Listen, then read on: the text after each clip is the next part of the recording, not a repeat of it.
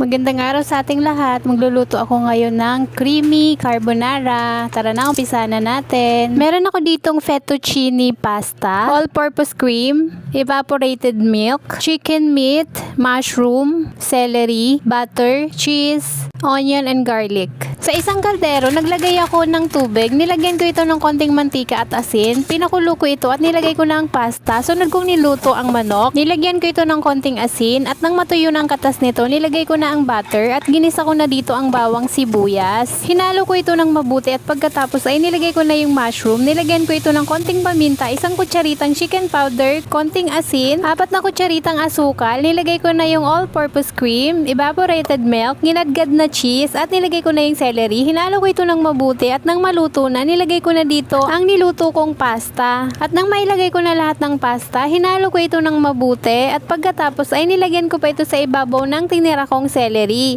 Heto na nga po at pwede na natin itong tikman. Tara na po, kain na po tayo. Maraming salamat po sa mga nanood hanggang dito sa dulo at sana po ay nagustuhan nyo. Hanggang sa muli, paalam!